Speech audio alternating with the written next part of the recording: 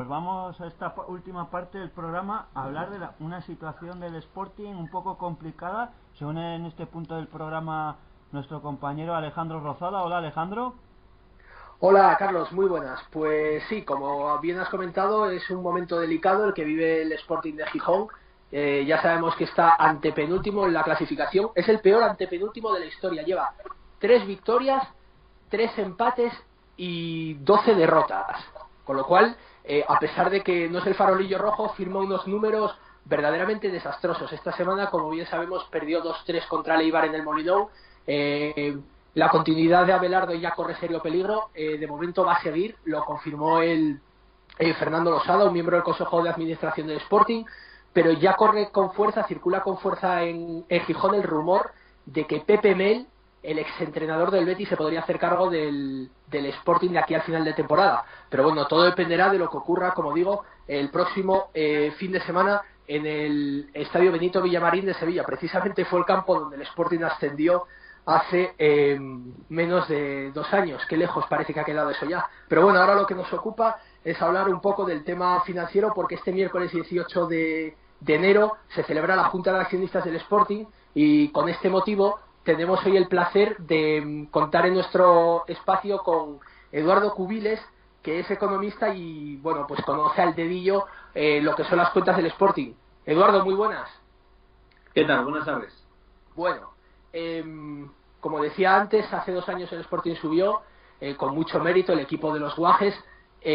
Lo primero, ¿es verdad que no cobraban? Sí. Hubo bastante retrasos en los pagos en ese momento, ¿no? Fue casi de dominio público porque bueno, se comentó en prensa. Al finalizar el ejercicio fue el motivo de la sanción por el cual no pudieron fichar al año siguiente en Primera División, por no haber estado a la fecha de cierre del ejercicio con las deudas con los jugadores saldadas, etcétera, ¿no? Fue un año bastante precario en cuanto a la situación del equipo, ¿no? ¿Y cuándo les pagaron? Pues al año siguiente. Ya en primera. Sí, es correcto. Al año siguiente, ya una vez pues con el dinero ya de la televisión que recibes, incluso operaciones financieras que realizaron con entidades pues no tradicionales, no bancos corrientes, sino algún tipo de entidad financiera pues un poco más con unos intereses más altos, pues consiguieron recursos para hacer esos pagos, ¿no? que estaban pendientes. Y a eso hay que sumarle además que el equipo no podía fichar porque tuvo una sanción de la Liga por, si no me equivoco, un impago de 500.000 euros, ¿puede ser? 523.000 euros, exactamente, me parece que fue. Y estuvieron sin fichar hasta este año. Sí.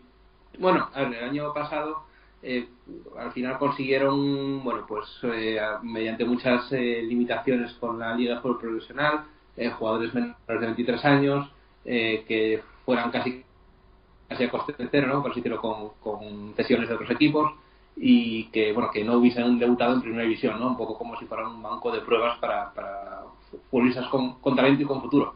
Pero Sí, bueno, no es un poco el objetivo inicial de los equipos, sí. una especie de filial, ¿no? Llegaron hombres Sí. como Omar Mascarell del Real Madrid Castilla, llegó Alen Halilovic del Fútbol Club Barcelona, Toni Sanabria de la Roma, aunque tenía me parece que el Barcelona tenía parte de los derechos del jugador. También llegó luego en el mercado de invierno, la segunda vuelta, Onyen Branjes para la defensa, Igor Lichnowsky, y no sé si se me queda algún jugador por ahí, pero creo que no. No, yo creo que fueron esos los que las incorporaciones tuvo, ¿no? Pero como ves, todos sin experiencia de primera y cedidos, jugadores con mucho talento, con mucho futuro, pero que en ese momento era su primera experiencia en la Serie A, ¿no? Bueno, sí, en primera. Y esta temporada ya no sigue ninguno de ellos y han llegado 13 fichajes. ¿Cuál ha sido el más caro? ¿Duyechov? Sí. En este año, Duyechov viene cedido con una opción de compra obligatoria, ¿no? Sí, es verdad que se puede convertirse en el fichaje más caro de la historia del Sporting si finalmente, y ojalá sea así, el Sporting consigue la permanencia porque tiene una opción de compra obligatoria. Y en ese caso sí se convertirá, creo que es de 4 millones, el fichaje más caro de la historia. ¿Y la opción de compra se ejecutaría aunque el Sporting descendiera? No, No. No, es una opción de compra en el caso de permanencia en primera. ¿Y el resto de los jugadores, ha llegado alguno que no se ha cedido? Pues creo que en este caso, lo que pasa es que estos no son datos que estén oficiales en las cuentas, con lo cual yo hablo un poco de lo que se oye en los medios de comunicación. Que me doy cuenta que Diego Mariño ha tenido coste, ha sido fichado con un coste de 300.000 euros, me parece. Bueno, el caso es que con todas estas novedades que ha tenido el Sporting este año, 13 incorporaciones, se han ido otros tantos, si no me equivoco, no sé si se fueron 13 también o 14 jugadores, ¿no?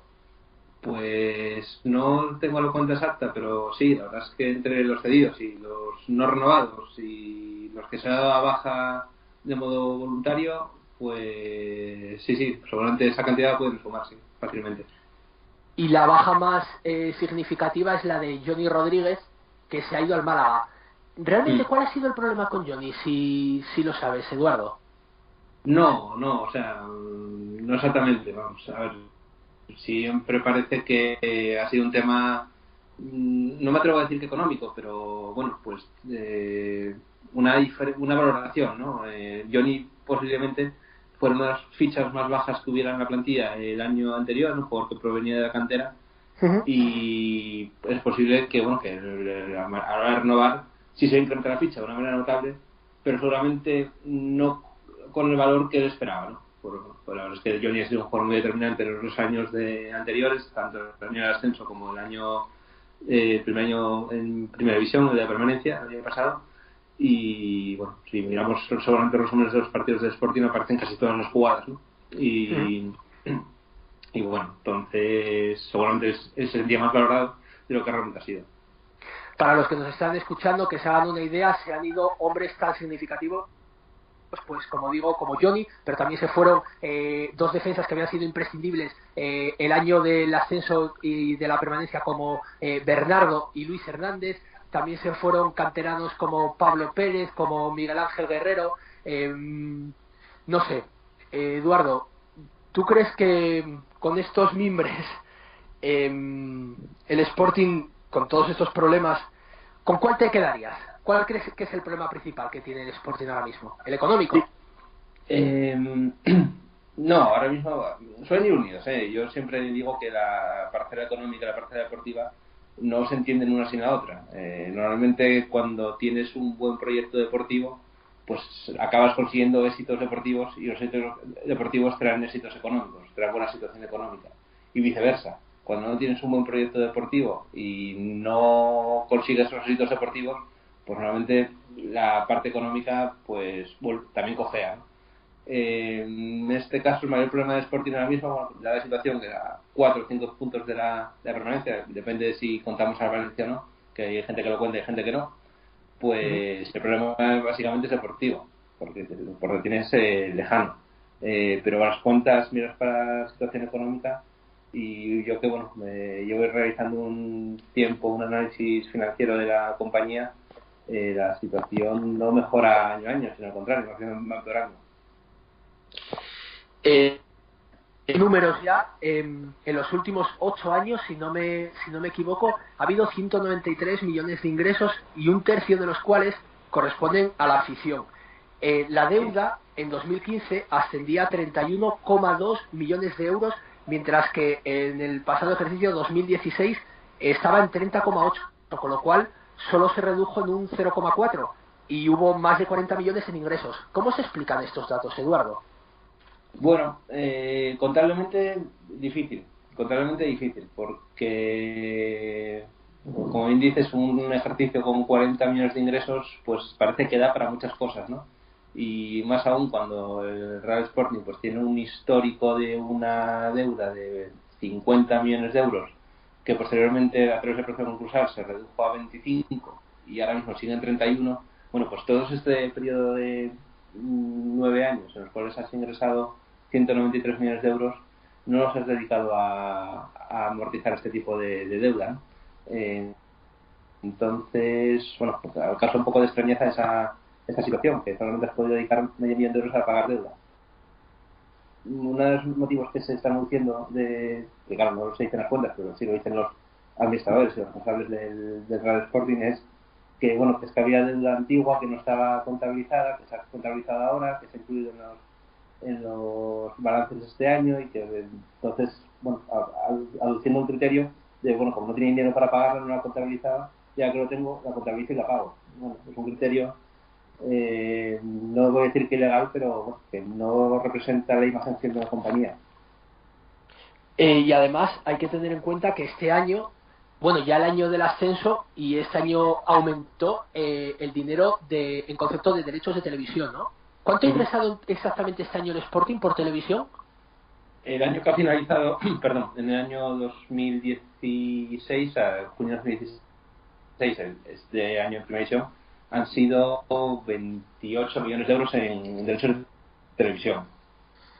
No es lógicamente uno de los equipos que más ingresa de primera, pero sin embargo, a nivel de afición y de respaldo social, es, sino el que más, era uno de los que más, sino el que más en segunda, y en primera supera, por ejemplo, al Villarreal por abonados y también por merchandising, ¿no? Sí, es correcto, es correcto. A la vez que voy realizando este estudio de las cuentas de la situación financiera del Real Sporting, pues a veces que, bueno, que siempre intentas comparar con algún club bueno, cercano que tú crees que puede estar en una situación similar, ¿no? Siempre excluyendo pues grandes equipos y zonas con una densidad de población mayor, que pues, siempre puede tener más acceso a, bueno, pues a mayor cantidad de abonados, ¿no? De aficionados. Sí. Entonces, vinculado a esto, bueno, Villarreal, que pues a ver, siempre se pone esta época, bueno, pues que en el año 1992, con la conversión de clubes en uniones deportivas, el Villarreal pues no estaba en el fútbol profesional, sino que estaba compitiendo en segunda B, tercera división. Bueno, en ese momento el Sporting pues ya existía, y en ese momento además jugaba competición europea. Si pensamos, bueno, ¿por qué no vamos a poder competir con el Villarreal? Vamos a analizar los parámetros económicos de uno y otro y vemos, bueno, pues hay alguna cosa que en el Sporting tendríamos ventajas sobre ellos, ¿no? Como bien dices, por abonados, por venta de camisetas. Entonces, ¿por qué no competimos con ellos? Bueno, pues seguramente sea porque algunos clubes hacen bien las cosas y los hacen pues de manera mejorable, ¿no? Y bueno, y más que el Celta también, por ejemplo, e incluso que la Unión Deportiva Las Palmas. Sí, exacto. Esos clubes, bueno, que parece que últimamente, ¿no? Que deportivamente están bastante por encima del Real Sporting, pues económicamente no lo están tanto, o no tiene, o a nivel de ingresos, ¿no? Básicamente, porque una cosa es los ingresos que tú puedes tener, pero si luego no los gestionas adecuadamente, pues hombre, pues sí también te pueden superar en cuanto a beneficio y en cuanto a situación financiera, situación económica financiera, ¿no? O sea, con una mayor solvencia, con una mayor capacidad para realizar inversiones, en este caso en plantilla, en fichajes, y bueno, entonces que tú tengas una mayor capacidad de generar ingresos, si no los gestionas adecuadamente, pues puede darse el caso como este, pues que el Eibar, Las Palmas, equipos que tengan una menor inyección financiera, una menor capacidad financiera, una menor capacidad de generación de recursos, si esos recursos también gestionados hacen que te superen deportivamente y en algunos casos incluso ampliamente, ¿no? Como se ha visto en Eibar, que los últimos 3 partidos te ha ganado por un global casi de 8 goles a 4. Un nuevo hito en la gestión de los Fernández, ¿no? Perder 3 partidos contra el Eibar en la misma temporada, los 2 de la Copa y sí, el de la Liga. Sí, así es. Bueno, y por lo que pusiste la semana pasada también en tu Twitter, incluso en televisión, el Real Sporting de Gijón ingresa, en concepto de derechos de televisión, quiero decir, ingresa 10 millones de euros más que la Unión Deportiva Las Palmas por mayor seguimiento e implantación social. ¿Por encima de cuántos equipos está el Sporting en cuanto a ingresos por derechos de televisión? Sí, respecto a esta afirmación, a ver, es matizable porque cogí los datos oficiales de Las Palmas, pero basados en el presupuesto, porque Las Palmas no tenía información publicada del ejercicio económico finalizado. Entonces, simplemente tenía los datos para ese intento de una comparativa de los datos de segunda división de Las Palmas con los datos de segunda división del Sporting, que hicieron en el año, hicieron en el mismo año compitiendo en segunda división y subieron juntos, y luego los datos de primera división. ¿Qué pasa? Que Las Palmas no había hecho públicos todavía los datos oficiales y simplemente tenía publicados los que había el presupuesto. Entonces, al comparar el presupuesto, por Las Palmas había presupuestado que iba a ingresar 18 millones de de euros de televisión, y realmente al final pues no es la cifra que ingresó, pero bueno, igual fue superior, ¿no? Entonces esa diferencia de 10 millones no es real, porque si el Sporting sí presenta datos reales, pero las Palmas sean datos presupuestarios. El caso es que el Sporting ingresa 28 millones por televisión, 12 por afición, son 40 millones de ingresos en total más o menos. ¿Y sí. la inversión en fichajes, cuánto fue este año en total? No, este año que se ha cerrado, cero. Este año, o sea, siempre referimos al ejercicio económico cerrado, que va del 1 de julio de 2015 al 30 de junio de 2016, o sea, la temporada pasada, no la que está en curso. En ese caso, la inversión en fichajes fue cero. Y siendo cero la inversión en fichajes y teniendo 40 millones de ingresos, ¿cómo puede ser posible que la deuda solo se reduzca en 400.000 euros?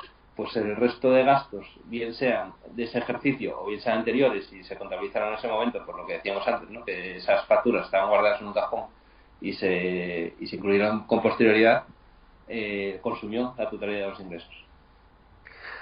Por ejemplo, hay un capítulo que merece un análisis singular, que es el de personal no deportivo. El Sporting remunera, por ejemplo, casi 3 veces más a su personal no deportivo que la Unión Deportiva Las Palmas. Y tú te preguntabas si eso es necesario, y yo a su vez te lo pregunto a ti. ¿Es necesario ese desembolso?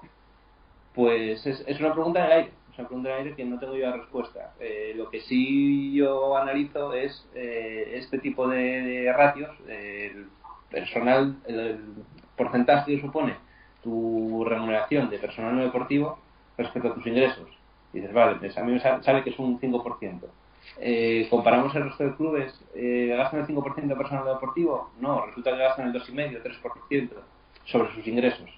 Vale, entonces decimos, ¿por qué lo hacemos nosotros? ¿Por qué remuneramos más nosotros al personal deportivo? Porque es necesario que lo hagamos, porque tenemos una carga, una estructura de coste personal, de mantenimiento de campos de mareo, de personal para el Molinón, etcétera, superior que el que hay otros clubes. Si es así, pues tenemos que tener ese porcentaje mayor. Si es que no, te lo están realizando mal. Y luego también hay un gasto singular en agentes FIFA. El Eibar gastó un cuarto de lo que gastó el Sporting en agentes FIFA, que si no fallo con la cifra fueron 3,3 millones. Sí, ¿Cómo puede ser posible? Perdona, ¿cómo puede ser posible que el Sporting de Gijón gaste tanto dinero en agentes FIFA? Pues volvemos casi al mismo punto que antes. Con las cuentas de este ejercicio no es razonable. No es razonable que gastes 2,5 millones en agentes FIFA cuando no has realizado fichajes. Sí es verdad que el gasto de intermediarios pueda ser debido a que tú haces fichajes, pues pagas una comisión. Haces alguna venta, algún traspaso, pues también pagas una comisión. Que haces una renovación, puedes tener que abonar esa comisión. Cuando tú fichas a un jugador por determinado periodo de tiempo, o sea, 5 años, pues vas imputando en tu cuenta de resultados, ¿no?, la parte proporcional del coste del fichaje. Digamos que te costó 5 millones de euros fichar por 5 años, pues vas imputando 1 millón en tu cuenta de resultados de cada año, ¿no?, de imputación del fichaje. A la vez, el coste del agente FIFA puede que también lo vayas devengando cada año, lo vayas imputando cada año, ¿no?, la comisión. Entonces, ¿por qué puede aparecer esa cifra? Porque el Sporting en los últimos años anteriores, en un periodo, digamos, de 4 o 5 años, haya tenido todavía algún jugador en la plantilla de esos fichajes anteriores. Pues de memoria me sale que no hay ninguno. Pero si no, puede ser que sí hayas devengado ese gasto en esos años anteriores, pero como lo decíamos antes, has decidido no incluir esa factura en tu contabilidad hasta que has tenido recursos para hacer frente a ella, pues lo contabilizas este año. No es una práctica que dé demasiada fiabilidad a las cuentas, porque lo que hace es evitar la comparabilidad entre ejercicios, que bueno, pues es una de las opciones que siempre un tercero interesado en analizar una información financiera necesita, que tengas esa comparabilidad de información entre ejercicios económicos, pero es un criterio que han elegido. Y por ejemplo duplica también a la Unión Deportiva Las Palmas en este tema, el Sporting, en el de los agentes FIFA. Sí, sacando un poco los datos de todos los agentes de las cuentas anuales de 16 clubes que he sacado, buscando la correlación entre gasto en agentes FIFA, en comisiones intermediarios, y la inversión en fichajes o el coste de la plantilla, por así decirlo, se sabe que es alrededor del 8%, ¿vale? Esa es la correlación. Si tú gastas 100 millones de euros en fichajes, pues 8 millones los tienes que pagar en comisiones. En el caso del Sporting, vuelvo a decir, no hay opción de compararlo con nada, no se puede sacar qué porcentaje supone, porque como no ha habido ni gasto en fichajes, ni ha habido comisiones, coste imputable de la plantilla, dices, este importe de 2,5 millones, pero ¿comparado con qué? No con nada, porque el gasto en fichajes es cero y el coste declarado de la plantilla por adquisición es cero. Entonces dices, ¿cómo es que se devengan 2,5 millones? Pues esa es la pregunta que esperemos que mañana responda. Sí, es lo que te iba a decir yo. Esperemos que, aprovechando la Junta de Accionistas de este 18 de enero, se responda a esta duda. Otra duda que se me viene a la cabeza ahora, Eduardo, es que a nivel de respaldo social, si el Sporting está entre los 10 primeros, aunque no lo está en concepto de televisión, como comentábamos antes, porque la pasada temporada fue la primera en primera después del ascenso de la temporada 2014-2015, y en concepto de derechos de televisión, lógicamente, no está entre los 10 primeros ni de lejos. Pero a nivel de respaldo social, de ingresos por socios, por aficionados, ingresa más que Real Sociedad, Villarreal y Depor, por ejemplo, el Sporting. De la Real Sociedad un poco menos, quizás está al nivel, ¿no? Pero yo creo que es un poco menos que el Villarreal. Sí, hablamos de la Real. Sí, exacto, no, está claro. Que la Real Sociedad, que el Villarreal, pues lo que hablábamos, por abonados y taquillas y merchandising, taquillas excluyendo lo que es competición europea, que eso ya razón de la sociedad, pues ahí sí que tiene una cantidad importante.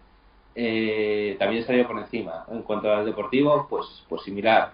Yo siempre digo, no tengo las 20 cuentas sacadas, pero bueno, que no te preocupes. Una muestra relevante, que entre los 10 primeros está. Entre los 10 primeros en cuanto a respaldo social. Porque recordemos que el Sporting suele meter del orden de 18.000 a 20.000 aficionados en el campo y tiene 25.000 abonados. Sí. Lógicamente no tiene tantos como el Atlético de Madrid, el Real Madrid, el Barcelona, el Sevilla, el Betis, el Valencia, pero es una masa social más que considerable. Sí, sin duda. Es uno de los grandes activos que tiene el Real Sporting, ¿no? Su afición, que es una afición fiel, su respaldo social.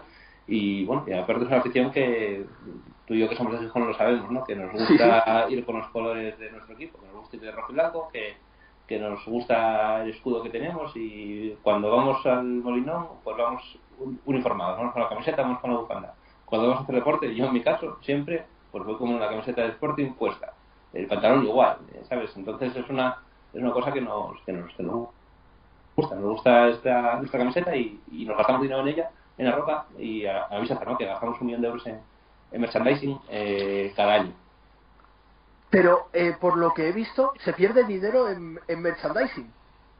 Por la venta de merchandising se pierde dinero año tras año. Sí, tal como ¿Cómo está... puede ser posible eso? No es posible.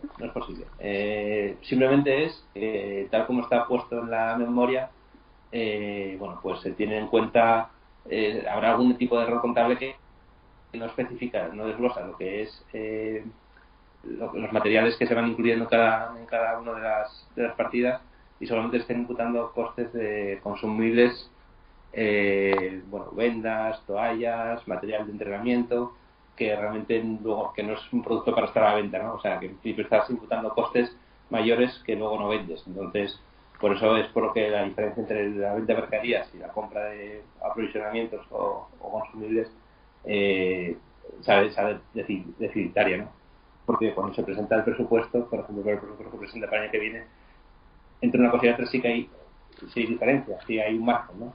Entre compra de mercaderías y venta de mercaderías, con lo cual imagino que será algún tipo de imputación de costes que lo que hace es minorar ese supuesto resultado en la venta de productos de merchandising, ¿no? Y este tema lo lleva una empresa, ¿no? Una empresa que está subcontratada por el Real Sporting de Gijón, ¿no? Que es la que lleva todos los productos con licencia RSG. Sí, esto no estoy seguro porque no se mencionan las cuentas. Simplemente, que a veces aparece empresa, ¿no? Que sí puede haber alguna empresa que tiene la licencia de algún producto. Pero lo que aparece en cuentas simplemente como venta de productos es las camisetas, ¿no? Camisetas que te cede la marca que las fabrica, que las diseña, y las bufandas, etcétera, ¿no? Pues yo creo que no es material oficial, licenciado por la Liga de Fútbol Profesional y en venta en los espacios dedicados a ello, ¿no? Bien sea la tienda oficial del Sporting o bien sea la tiendas deportivas. Lo que echas tú en falta, por lo que has comentado, es que haya un desglose de partidas, ¿no? A partir de determinadas cifras para saber por qué el Sporting, por ejemplo, computa en algunos capítulos gastos imprevistos. Uh-huh. Sí, claro. Un poco vinculado a... Bueno, antes hablaba del presupuesto. Cuando se presentó el presupuesto el año anterior, es decir, al finalizar el año 2015 y para hacer el presupuesto para la temporada 2015-2016, bueno, pues para unos ingresos de 40 millones tienes previsto ganar casi 9, 8 millones y medio largos.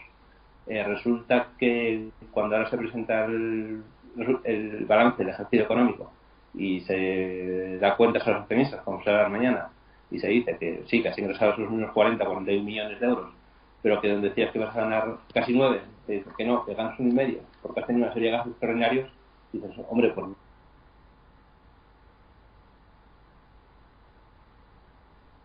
que no tenía usted contemplado tener esos gastos, pues por qué han sido, ¿no? Es un poco lo que seguramente las accionistas nos preguntamos.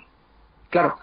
Y luego, en coste de plantilla, el Sporting, por lo que tengo aquí anotado, invierte un 36% menos que otros equipos. Por ejemplo, la Real Sociedad, que recordemos está quinta en la clasificación después de ganar al Málaga 0-2 en la Rosaleda, lleva la Real 12 puntos de los últimos 15, dedica un 58% a su plantilla. Uh-huh. ¿Cómo puede haber esa disparidad de un 36% que dedica el Sporting a la plantilla y un 58% la Real? Hasta en eso están años luz. Claro, eso puede ser lo que hablamos al principio de la conversación, ¿no? Que hay una correlación entre marcha deportiva y marcha económica. Si a veces consigues tener o invertir una cantidad importante de tu presupuesto, de tus recursos en la plantilla, pues a veces consigues mejores resultados, ¿no? Si la Real Sociedad que invierte el 58% de sus recursos en remunerar a su plantilla, puede ser que en el caso de Sporting el 36%, pues esa diferencia de puntos venga debida por eso, ¿no? Que tienes una plantilla pues más contenta o de mejor calidad.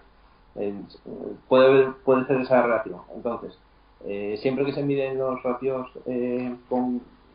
comparativos de los clubes, pues piensas eso, ¿no? Dices, bueno, si la sociedad tiene unos ingresos similares a los nuestros, ellos los gastan en la plantilla, nosotros los gastamos en otras cosas. ¿Quién lo está haciendo bien? ¿Ellos o nosotros? Eso ya, la respuesta que cada uno la saque. Y viendo el desglose, sigue apareciendo la palabra mágica, Doyen. ¿Cómo puede ser posible que el Sporting le siga dedicando una cantidad a Doyen y a cuánto asciende esta cantidad? Bueno, esto parece que es la liquidación final, ¿no? Lo mismo. Football Leaks fue la web que destacó este tipo de contratos que se habían realizado entre Doyen y el Sporting. La verdad es que cuando salieron, pues la verdad es que no reflejan una buena operación para el Sporting, ¿no? Desde mi punto de vista. Y bueno, en ese caso ahora mismo pues lo que se quiere es cancelar, ¿no? Esa operación. Pues bueno, Football Leaks en su momento pues igual también saca la cancelación y vamos a ver cuál ha sido el coste final que ha supuesto esta operación para el Real Sporting, ¿no? Hasta la fecha en la memoria simplemente se dice eso, que se incluye la cancelación del contrato de Doyen Group. Entonces, si es un pago final, esperemos que no haya que seguir abonando cuitas al citado fondo. En prensa aparecen representantes del Real Sporting, no recuerdo si ahora mismo fue el secretario del Consejo, Ramón de Santiago, en una entrevista a finales de año, decía que se había cancelado y que en principio, bueno, que no descartan que en su momento volvieran a trabajar con ellos si es una operación buena para el Sporting. Si es como la que ha sido, yo creo que mejor que no, pero ya lo verán. Y hay una pregunta que muchos sportinguistas se hacen y también gente de fuera de Asturias. ¿Sigue en peligro económico el Sporting? ¿O ya no? Sí, desde luego. Una sociedad que está aún presentando unas cuentas ahora a junio de 2016 con un patrimonio neto negativo de 14 millones de euros, con una situación, con un fondo de maniobra que es la diferencia entre el activo y el pasivo, entre el proceso del activo lo que tienes y el pasivo lo que debes, de menos 17 millones de euros, y que cada año va empeorando porque en el año 2009 no llegaba a 1 millón de euros negativos, una situación de desfase temporal, pero sin embargo que año tras año ha ido aumentando hasta los 17 millones que se presentan en junio de 2016. Tiene que estar en peligro seguro. ¿Hay alguna solución? Bueno, con la operación de maquillaje financiero de la licencia de uso del molino, que eso es lo que permite, es solventar esa parte del patrimonio neto negativo, bueno, pues se consigue decir, bueno, pues el balance tiene mejor pinta, pero la situación de peligro sigue. Porque, de hecho, en 2005, que fue cuando el Sporting se fue a concurso de acreedores, recordemos, la deuda era de 50 millones. Sí. Y ahora se redujo a 25, creo recordar, pero luego volvió a subir a 30,8. Explícame un poco eso, Eduardo. Sí, a ver, esto es una situación mercantil, ¿no? Cuando tú no tienes los recursos suficientes para hacer pago a tus obligaciones, pues tienes que ir a tu abogado y decir, mire, presento concurso voluntario, si es lo que te das cuenta de tu responsabilidad y que no vas a poder hacer frente con tu dinero y con los cobros cercanos que tengas a pagar tus deudas, y vas a ser modo voluntario. O puede ser lo contrario, puede ser que alguien al que le des dinero dice, oiga, este señor no me paga, pues voy aquí a reclamárselo judicialmente, ¿no? Y en ese momento, bueno, pues es cuando te instan el concurso de acreedores obligatorio, ¿no? Cuando demuestra situación de insolvencia. ¿Qué pasa en ese momento? Bueno, la situación de concurso es una situación previa a la liquidación de una empresa. Quiere decir que lo que se intenta es, bueno, a ver si esa empresa es viable y a través de unos pagos, unos plazos, un procedimiento de quita y espera, bueno, se reduce esa deuda que es muy alta, que no consigue que la empresa con sus recursos, con los recursos, hacer frente a ella, poder, con un plazo determinado, volver a ser viable. En el caso del Sporting, ¿qué pasó en el 2005? Lo que dices, que tenía esa deuda de 50 millones de euros aproximadamente. Bueno, pues se hizo un procedimiento de quita y espera, se adecuó los plazos de las deudas que había con la agencia tributaria, con el resto de acreedores ordinarios que había, y una capitalización de los préstamos que tenía el máximo accionista, dados a la sociedad en ese momento, ¿no? Prestados. Eso se capitalizaron vamos, pasaron de ser deuda a capital, y en ese momento pues la deuda pasó de 50 millones a 25 en el 2005. Bueno, pues a través de los pagos que hay que ir realizando a través de ese concurso, adecuados según estés en una categoría o en otra, en primera o en segunda, pues fue realizando pagos de Sporting, ¿no? En el 2009, que es el periodo en el que yo empecé a estudiar un poco la situación financiera, existían 19,1 millones pendientes de la deuda concursal y 9,6 de deuda ordinaria, ¿no? En ese momento, en el 2009, ya habíamos incrementado incluso un poco la deuda. Ya no estábamos en los 25 iniciales, sino que pasábamos a 28,7. ¿Cuál es la situación que estamos ahora en 2016? Pues que de la deuda concursal, de esos 19,1, quedan 8,7, pero sin embargo tenemos una deuda ordinaria de 22, o sea, por un total de 30,7. ¿Qué interpreto yo de esto? Bueno, pues que el Sporting ha ido pagando su deuda concursal, pero no lo ha hecho a través de los recursos procedentes de su actividad ordinaria, de su actividad de ingresos por abonados y previsiones, y mediante el pago de la deuda, sino que ha generado el pago de sus empleados, plantilla, etcétera, sino que lo ha hecho mediante el levantamiento de nueva deuda. Porque nos encontramos con que el total es superior al que había en el año 2009. Y recordemos que el Sporting desde la temporada 2008-2009, esa fue la primera después de ascender en la temporada 2007-2008 con Manolo Preciado, que en paz descanse. Desde esa temporada, desde la temporada 2008-2009 hasta la 2011-2012 que bajó con Javier Clemente, el Sporting estuvo en primera, con lo cual no cuadra que la deuda aumente teniendo más ingresos por estar en primera, ¿no? Eso no acaba de encajar. No, porque, hombre, sí es verdad que seguramente los gastos que tengas por estar en primera división son superiores a los que tengas por estar en segunda. Claro. solamente la plantilla. Bueno, se acometieron la reforma del Molinón, ¿no? Que bueno, en una parte pues asumió el ayuntamiento, de otra parte asumió el Real Sporting como usufructuario, como teniendo el derecho de uso de las instalaciones, pues una parte que le correspondería a él también. Pero no ha habido una inversión en plantilla que dices, bueno, me he gastado 100 euros en fichajes y por eso tengo esta duda. No, eso no ha pasado, ¿no? Porque la mayoría de los fichajes que realizaron fueron a coste cero.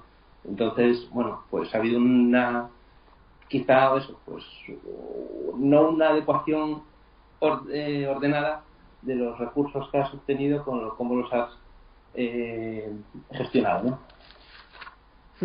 Bueno, quería comentarte algo, Carlos Rodríguez, sobre la Junta de Accionistas de este miércoles. Dale, Carlos. Pues no sé, yo oyendo un poco a Eduardo, no sé si te han ofrecido o vas a acciones o vas a ir a la Junta, porque yo creo que si no, Fernández tendría que temerte. No, sí me han ofrecido acciones de la delegación de un paquete accionarial para asistir a la Junta, pero no, por motivos profesionales no puedo acudir, mañana no me es posible. Entonces he tenido que agradecer muchísimo la confianza de las personas que lo han hecho, pero no puedo asistir. Haciendo una pequeña incursión nuevamente en lo deportivo, Eduardo, corre el rumor de que el Sporting todavía no ha destituido a Abelardo por un tema del finiquito que le corresponde después de haberlo renovado hasta el año 2020 por aclamación popular. ¿Es así? No lo sé, esa información no la manejo. Esto es información que tienen desde el Consejo del Real Sporting. Claro. Y son ellos los que valoran si no lo hacen por ese motivo. Puede ser una opción, claro que sí, puede ser una opción porque no lo realizan. Así que, pero vamos, no puedo decirte nada porque sé que no lo sé. Bueno, veremos lo que ocurre este fin de semana, esta próxima jornada en el Benito Villamarín de Sevilla. Recordemos, ahí juegan el Betis y el Sporting. El Sporting está antepenúltimo en la clasificación, tiene solamente 12 puntos. Por detrás vienen el Granada y el Osasuna. Veremos si gana, si empata o si pierde contra el Betis. De eso va a depender el futuro de Abelardo. Lo que está claro es que como no llega un buen resultado en Sevilla, Abelardo posiblemente no siga como entrenador del Sporting. ¿Tú lo mantendrías? Ya te pregunto como aficionado, Eduardo. ¿Acabarías la temporada con él y que salga el sol por Antequera o lo tirarías? Sí, yo, a ver, como aficionado, como bien dices, mi propuesta sería que Abelardo siguiera hasta que quisiera. O sea, yo creo que en estos 2 últimos años, en los cuales teníamos una situación, una plantilla en el primer año de segunda división que ninguno pensábamos que podíamos tener posibilidades de ascender, pero no pensábamos que tuviéramos plantilla para ello, pues se hizo un año espectacular solamente perdiendo 2 partidos, ¿no? El año pasado, pues con las limitaciones que hemos comentado para la realización de la plantilla, pues lo mismo, volvió a conseguir objetivos. Entonces, tú tienes un entrenador que consigue objetivos, pues yo creo que se ha ganado el derecho a, si él se siente, como lleva diciendo en las últimas semanas, con fuerza para sacar esto adelante, pues yo le doy todo el beneficio de la duda y le doy todo mi crédito. Otra cosa es que diga, la verdad es que este año lo estoy pasando mal y estoy sufriendo más que otra cosa y no me veo con fuerzas y la liga todavía, y casi prefiero dejar pasado porque a lo mejor consigo una motivación superior a la que yo estoy consiguiendo, ¿no? Entonces mi respuesta como aficionado es yo respetaré siempre lo que decía Abelardo, que decide seguir hasta el final de temporada, pues tendrá mi apoyo, que decide no seguir porque no se con fuerzas, también la va a tener porque estamos muy agradecidos a lo que ha hecho con las plantillas en los últimos años. No, está claro que fue un milagro después de coger al equipo, recordemos, en la temporada 2013-2014 en segunda división, un equipo que navegaba a la deriva con José Ramón Sandoval, que acababa de perder 1-0 contra el Alcorcón en Santo Domingo, con un gol precisamente de Babi, un jugador que actualmente está en el Sporting. Llegó Abelardo, se hizo cargo del equipo a falta, si no me equivoco, de 5 jornadas y metió al equipo en playoff, que era el objetivo que se había fijado la entidad esa temporada, y perdió contra la Unión Deportiva Las Palmas después de caer por la mínima 1-0 en el Estadio Gran Canaria y luego 0-1 en el Molinón, pero bueno, un partido marcado por la polémica arbitral. Se pidió una mano en el área de Las Palmas, ese año no pudo ser, pero luego a la temporada siguiente, después de la baja de hombres como Stepovic, como Lekic, que habían estado con Sandoval y Abelardo en el ejercicio anterior, el Sporting se consiguió, pues como comentabas antes, Eduardo, en primera división, pues con esa última jornada milagrosa, la victoria del Sevilla por 0-3 y ese empate agónico del Lugo en Girona, que luego el partido se suspendió momentáneamente, se reanudó, metió ese gol en fuera de juego el Girona, que muchos pensamos que el árbitro lo había dado por válido, finalmente lo anuló. Una tarde de locos y verdaderamente inolvidable para todo el sportinguismo. Y luego a la temporada siguiente, la pasada, la 2015-2016, con esos refuerzos que comentábamos antes, Mascarell, Sanabria, Halilovic, Brañez, Lichnowsky, el Sporting se mantuvo en primera división. Con lo cual, con esos mimbres, sí hay que creer en Abelardo. Si me pides a mí la opinión, Eduardo, yo te tendré que reconocer que yo apostaría por un cambio. Apostaría por un cambio, pero por una cuestión muy sencilla, porque Abelardo tuvo mucho que decir en la planificación deportiva de este curso. En última instancia, él tenía la última palabra. Hay decisiones que se le escaparon. Por ejemplo, Johnny, evidentemente Abelardo contaba con él, y si no se quedó fue por un tema de Johnny y la directiva, que la directiva le tenía que haber pagado a Johnny una cantidad que no le pagó al final. Pero quitando ese tema, muchas de los cambios que hubo en este curso dependieron de Abelardo. Abelardo tuvo voz y voto. Y eso te estoy hablando de planificación deportiva, pero si nos ceñimos al rendimiento del equipo, pues ahí están las cifras, ahí están los resultados, ahí está el juego del equipo. Yo veo un equipo agarrotado, lo vimos el otro día todavía contra el Eibar, jugadores entrando y saliendo. El otro día deja fuera de la convocatoria a Duje Chop, que es el máximo goleador con seis tantos. Vuelve a poner de titular a Carlos Castro, lo retira en el segundo tiempo y deja a Borja Viguera en el campo. Borja Viguera, que había sido precisamente el que metió el primer gol de la temporada del Sporting con el Athletic de Bilbao. No se ve un equipo con bandazos. Jugó a Fif, por ejemplo. Parece que ahora es una suerte de gran esperanza rojiblanca, cuando es un hombre que lleva pasando casi toda la temporada desapercibido. A mí, de verdad, Eduardo, me recuerda a la temporada 97-98. Yo era crío, pero sí que la recuerdo, y no me gustaría que acabara igual, pero tiene todas las papeletas, La 97-98, que ya sabemos que el Sporting bajó siendo poco menos que el hazmerreír del fútbol español. Sí, yo no era tan crío, yo ya me tenía pues mis añitos y la recuerdo también esa temporada. Y sí es verdad que tenemos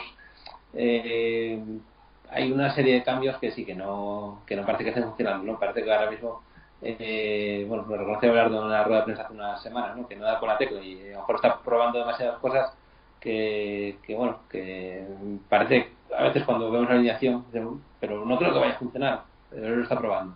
Entonces, parece como que sí, que hay una serie, no hay un esquema fijo, no hay una idea de juego clara, y entonces es verdad que las cosas que está haciendo, o la situación que se está derivando estos últimos partidos, esta temporada, no nos recuerda a las dos anteriores, ¿no? Que sí había una idea de juego clara, un esquema fijo, una entrega, una conexión, un agarre, una intensidad que parece que este año no estamos percibiendo, ¿no? Entonces, yo por eso digo que son respetables todas las opiniones, y a priori ya digo, yo por el crédito que me parece que ahora nos ha ganado, le dejaría hacer lo que quisiera. Lo que está claro es que Abelardo no mete goles. El Consejo dice que no mete goles, pero al final todo esto depende del Consejo. Abelardo, lógicamente, no es el dueño de la entidad, no se puso al mismo, y en todo caso, si la apuesta de Abelardo al final sale mal, no hay solamente que cargar contra Abelardo, que bastante hizo. Recordemos el ascenso y la permanencia, y la resurrección de la temporada de Sandoval. Es que al final a Abelardo los que lo pusieron son los mismos que tienen que ahora decir, oye, ¿cómo puede ser posible que el equipo después del ascenso y la permanencia esté como está? Con lo cual, lo fácil es arremeter contra Abelardo.